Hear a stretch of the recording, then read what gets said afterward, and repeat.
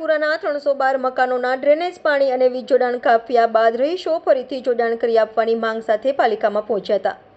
રહીશો પહોંચતા ગાર્ડે સંકુલનો દરવાજો બંધ કરી દીધો હતો, જેથી રહીશોએ રોડ પર જ બેસી સૂત્રોચ્ચાર કર્યા હતા.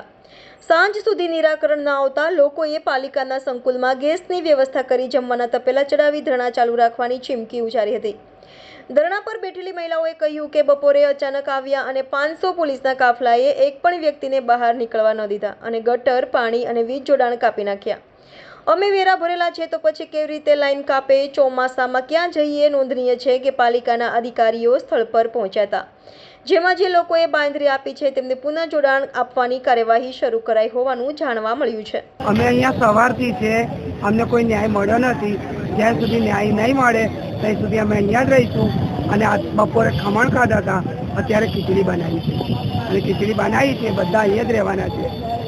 જ્યાં સુધી આ કોર્પોરેશનવાળા ન્યાય નહીં આપે ત્યાં હજી અમે અહીંયાથી જવાના નથી.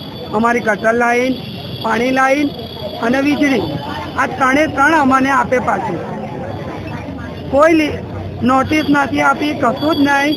બધાનો વેરો ભરેલો છે, ઘરના દસ્તાવેજ છે અને અચાનક 500નો કાફલો પોલીસનો લઈને આવી અને અચાનક જ કોઈને ઘરમાંથી બહાર નહીં નીકળવા દીધા ગઈકાલે અને આ લાઈનો કાપી નાખી છે. આજે તમે અહીંયા ઘડી ખીચડી બનાવી છે બધા ભેગા થઈને?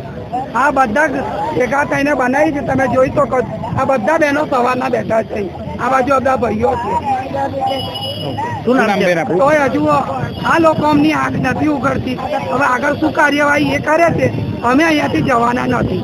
અમને ન્યાય નહીં મળે ત્યાં સુધી અમે અહીંયા જ રહેવાના. શું નામ છે આપનું? ગૌરીબેન મગનલાલ વાઘેલા.